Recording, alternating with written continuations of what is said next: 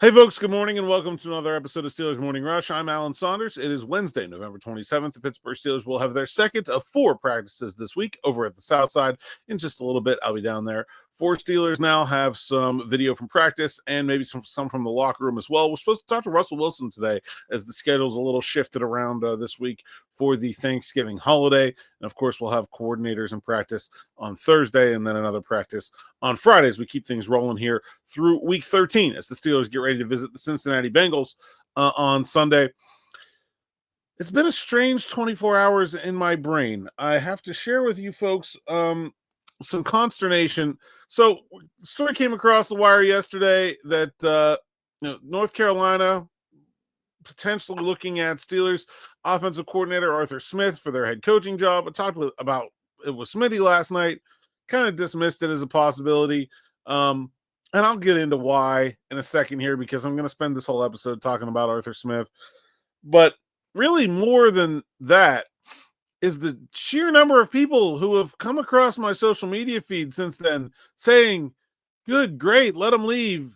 And thinking that he has done a bad job as the Steelers offensive coordinator. And I can't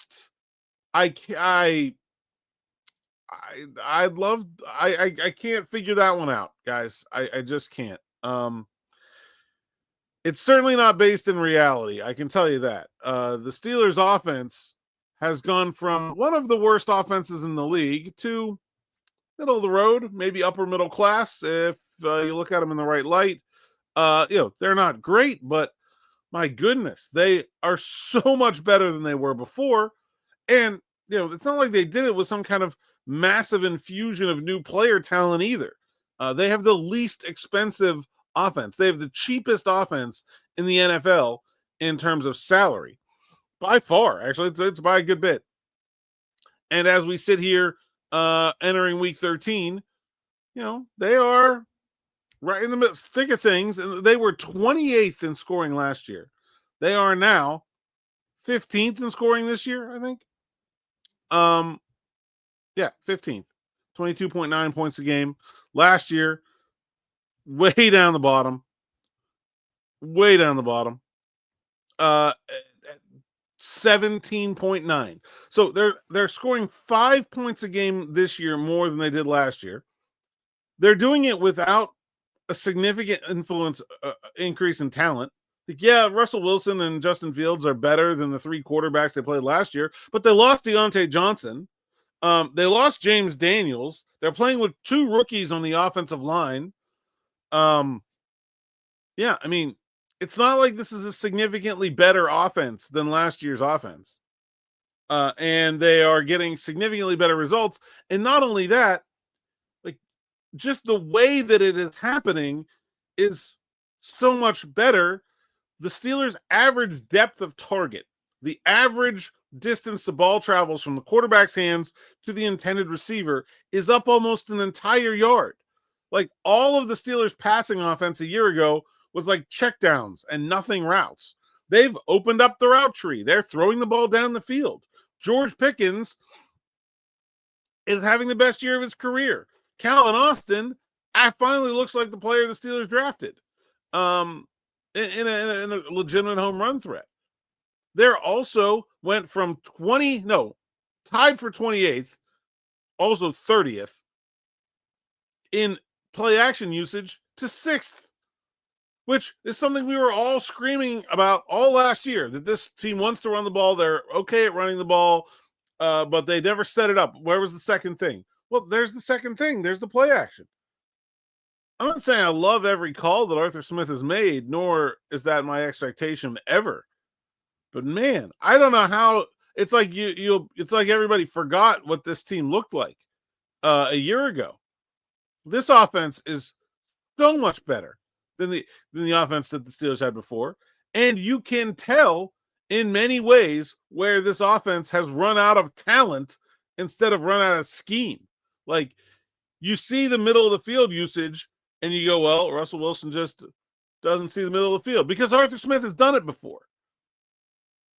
And they have good, Pat Freiermuth is there waving his hand on the video if you want to look for it. It just doesn't have a quarterback that can really do it. There's plenty of times where they've got all these receivers in routes and nobody's open, and Russell Wilson is getting sacked. Well, the offensive line isn't that good at pass protection, and these receivers, probably the worst collection of receivers in the NFL, especially in terms of quick separation, because it's not really what George Pickens does best, and he's the best one of the group. Like, don't get me wrong, you can criticize calls all you want. Like that, the fade to Cordell Patterson, I mean, that was just an absurd call that should never happen. But man, look at the big picture. Look at where the Steelers are compared to where they were, and compared to what they're working with. If they were a little bit more efficient in the red zone, and sure, Arthur Smith owns some of that failure, absolutely, they'd be like a borderline top 10 offense. And they were more efficient when Justin Fields was running it. Like, again, it's the running out of talent. It's not the running out of ability of the coordinator. I just don't know how that isn't obvious to everyone. So I don't know. Maybe I'm missing something. Maybe there's something I'm not seeing. But the idea that Arthur Smith has been bad for the Steelers, or that they should want to be rid of them, is just, to me, mind-boggling. The people would have that opinion. Now, I don't think anybody should really worry. I've covered lots of coaching searches, especially at the college level. This is where this report came from someone that covers North Carolina, or some national reporter in college football. And at this point in the Mack Brown just announced he was retiring a few days ago. At this point in the coaching search game, people are just throwing names at the wall to see what sticks. I don't have a lot of concern that that's a legitimate thing that could happen. Also, that would be a very, very poor move for Arthur Smith. I know lots of people have a soft spot for their alma mater, but North Carolina is not really a place you can win. It hasn't been for a long time. If he wants to be an NFL head coach again, that's a mistake. He's better positioned to make that move in Pittsburgh. If he doesn't want to be an NFL head coach again, then he's got one of the best non-head coach jobs in the NFL, being the offensive coordinator for a defensive head coach. There aren't very many defensive head coaches anymore. Very few coaches would let Arthur Smith have the level of autonomy that Mike Tomlin is going to. Most of them, if you look around the NFL, most of the head coaches are offensive head coaches that are going to want to have their own input in what happens on the offense. Mike Tomlin, very minimally involved in the Steelers offense, especially with a coach like Arthur Smith there.